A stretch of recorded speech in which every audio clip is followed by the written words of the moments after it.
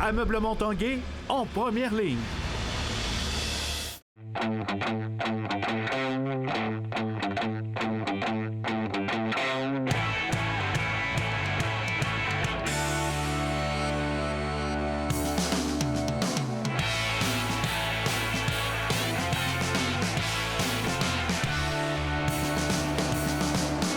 À tous, un bon mardi. Bienvenue à l'Esprit sportif. Aujourd'hui, dans votre émission, l'Esprit sportif est allé faire un tour en fin de semaine à la première édition de la classique de curling de la ville de Lévis.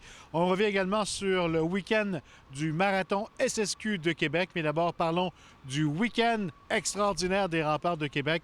Encore un week-end victorieux. Après une victoire contre les Saguenayens vendredi, contre les Tigres samedi, lundi après-midi, lors du match de l'Action de grâce à Shawinigan, les Remparts ont remporté une 6e victoire d'affilée sur la route.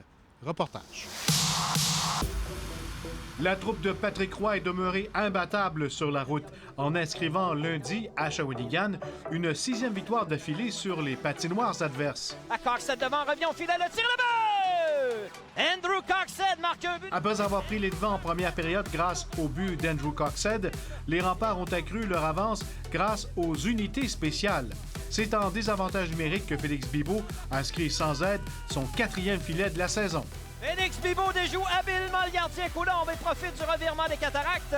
En désavantage numérique, les Remparts doublent leur avance.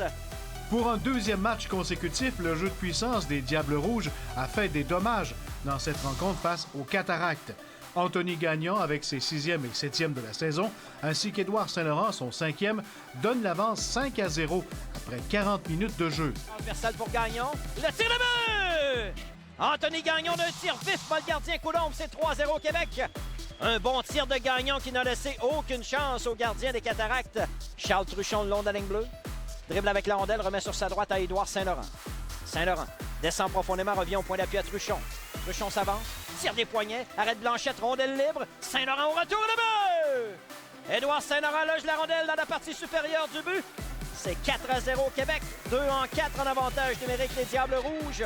Rondelle libre, en relance, voilà Gagnon. Au centre, la passe pour Kelb en entrée de zone. Thomas Caron. Caron s'avance. À Gagnon, le tir de but! Anthony Gagnon, balle gardien. Blanchette, c'est 5-0 Québec. Et en 3e, le vétéran joueur Félix Bibeau en marquera un 2e avec l'aide d'Anthony Gagnon pour confirmer cette victoire de 6-3, alors que le gardien recru Émeric Despatie concédera 3 buts aux Cataractes dans cette période, tout en repoussant 30 tirs dans ce 8e gain en 10 rencontres cette saison pour les Remparts. Parlons maintenant marathon SSQ de Québec. C'était la présentation au cours de la fin de semaine de la seconde édition du marathon 100% Québec.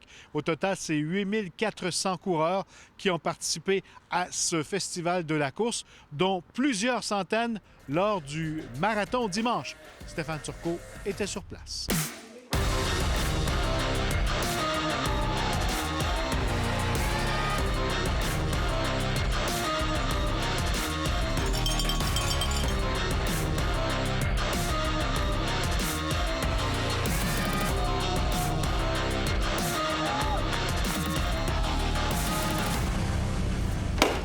Un claquement de porte tellement important avant le départ. Il faut être prêt, puis ça, c'est un des aspects importants de la course. On a pour 4 heures, là. Pas tellement loin de là, Jacques s'étire en compagnie de ses 3 filles. C'est la première fois qu'on va courir en famille. Puis déjà, depuis 3 ans, on se prépare pour le grand jour. Et c'est parti pour 42 km. 42 km où on redécouvre les charmes de la ville.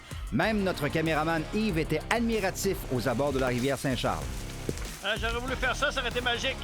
Si les feuilles d'automne tombaient le long du parcours, le parcours, lui, était aussi envahi de bénévoles. Comme Nathalie, qui a fait un marathon d'encouragement. Pensez-vous vraiment faire une toute petite différence? Oui, on les voit, là, ils regagnent un peu d'énergie, puis il y en a qui se redressent, c'est vraiment plaisant. C'est un Kenyan qui a gagné, mais Christian Mercier de Québec était très fier de sa 3e place. Ça fait vraiment chaud au cœur. Ça fait plusieurs marathons que je fais. Là, à 45 ans sur le podium, ça a rajeuni un petit peu. Les autres n'ont peut-être pas eu de podium, mais avaient aussi des raisons de célébrer en franchissant le fil d'arrivée. Les bras dans les airs ou main dans la main. Au sol et en sanglots, Jérôme était ému. Pouvez-vous me décrire les émotions qui vous habitent à l'heure actuelle? Indescriptible. C'est indescriptible. C'est merveilleux. Le collègue du Journal de Québec, Stéphane Cadorette, lui, savourait son premier marathon à vie. J'ai eu un gros fun pendant 32 km, puis les 10 derniers, c'est souffrance, mais il n'y a rien qui bat le feeling quand tu arrives au bout. Et c'est nu-pied qu'Antoine a complété les derniers kilomètres, faisant les autres en sandales. C'est fabuleux. C'est un sentiment de liberté incroyable. Liberté et aussi une fierté pour tous. Stéphane Turcot, TVA Sport, à Québec. Le Québécois Félix Auger-Aliassime pointe au 17e rang de l'ATP, ce qui constitue le meilleur classement de sa carrière. Le jeune prodige de 19 ans a profité des descentes au classement du Sud-Africain Kevin Anderson et du Croate Borna Koric pour continuer son ascension. Auger-Aliassime a atteint les 16e de finale du Master de Shanghai plus tôt cette semaine. Et l'équipe de cross-country Rouge et Or est à l'honneur alors que 2 de ses représentants ont été nommés étudiants athlètes Rouge et Or de la semaine. Chez les dames, le titre revient à Jessie Lacourse, alors que du côté masculin, la distinction va à Jean-Simon Desgagnés, qui a poursuivi sa domination de la conférence en remportant une 2e course en autant de participation cette saison. Restez là après la pause, on vous amène à la première édition de la classique de curling Ville de Lévis.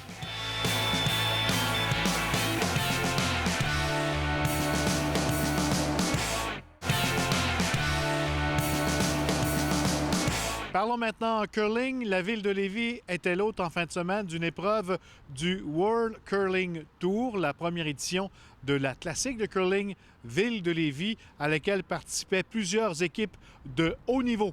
Jonathan Fournier est allé faire son tour.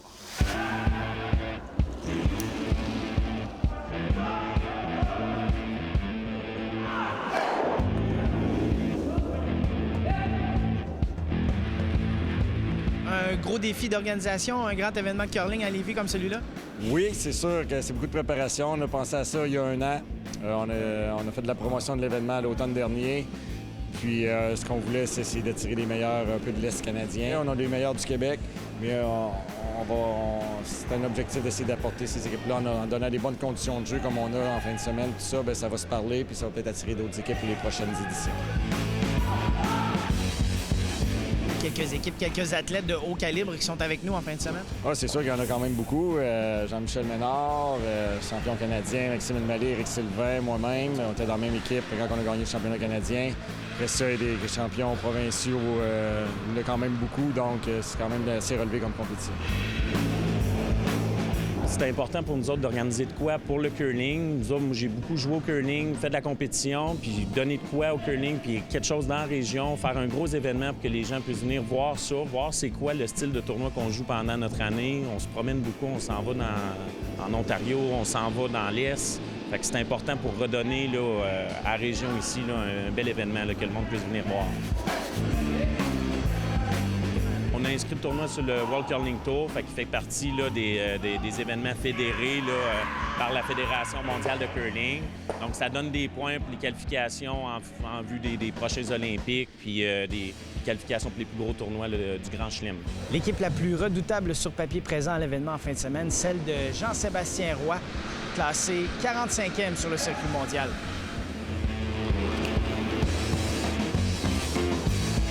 Comment ça se porte votre saison jusqu'à maintenant? Pour l'instant, on a plusieurs matchs de jouer quand même. C'est notre 5e tournoi, un début quand même assez difficile pour nous, mais on a joué des événements là, vraiment avec des bonnes équipes. On a joué des tournois où les 17 des 20 meilleures équipes au monde étaient là, donc il faut travailler fort pour gagner des matchs à ce calibre-là. Gros duel sur la 13, il y a François Roberge, joueur émérite qui a représenté le Québec plusieurs fois au Brier et qui a gagné le Brier en 2006 en compagnie de Jean-Michel Ménard. Et il y a aussi Robert Desjardins dans l'équipe adverse, l'équipe de Jean-Sébastien Roy, qui est un représentant assez régulier du Québec dans les championnats canadiens. L'an dernier, il représentait le Québec dans le championnat mix à 2 en compagnie de sa fille. Or, c'est quand même des joueurs qui sont de haut niveau. Cette année, J'ai pris du temps off, si on veut, l'année passée du curling masculin. Puis cette année, j'entreprends une seconde carrière en curling mix avec Marie-France Larouche et mon épouse. Donc, c'est notre premier tournoi, les 4 ensemble. On commence une nouvelle année. D'habitude, je suis habituée de jouer en femme tout le temps. Puis là, on a pris la décision de jouer en mix cette année. Donc oui, on fait ce tournoi-là en mix, mais on fait toute l'année en mix aussi, là. Donc on va faire d'autres tournois au courant de l'année pour se préparer pour le provincial. C'est le plus gros là, en termes d'envergure avant les championnats provinciaux. Donc on a décidé, tant qu'à commencer, on va commencer tout de suite avec un gros tournoi pour pouvoir mesurer où on en est dans notre progression. On est capable de compétitionner, on le sait qu'on est encore capable. Puis en plus, bien, on a du plaisir. Fait que je pense que c'est ça l'important. Vincent Roberge qui va jouer, c'est le fils à François Roberge. Alors, il y a des liens familiaux, évidemment. Il y a Martin Crête qui joue. Puis dans la classe ouverte, on a son père, Christian, qui est skip d'une équipe. Alors, c'est pour vous montrer à quel point la pomme tombe pas loin de l'arbre. Pour accueillir un événement comme celui-là, il y a une spécificité des glaces qui est importante. Il faut atteindre un certain calibre de glace et c'est pas une mission facile. Lorsqu'on arrive avec une compétition, bien, le standard est un petit peu plus élevé. Les exigences sont un petit peu plus hautes. Fait que ça demande une préparation plus pointue. On vérifie les paramètres, s'assurer que les températures restent constantes. C'est sûr qu'en cours de journée, les choses... Une glace, c'est de l'eau qu'on fait geler qui... Donc, elle évolue de jour en jour. Fait que nous autres, c'est de voir est-ce que l'évolution, on la contrôle, là, puis on garde notre niveau. On a accueilli différents tournois seniors, juniors, provinciaux. Alors, on est content d'accueillir cet événement-là. C'est une première et j'espère que ce ne sera pas la dernière. Je vous en souhaite une bonne. Merci beaucoup. Merci.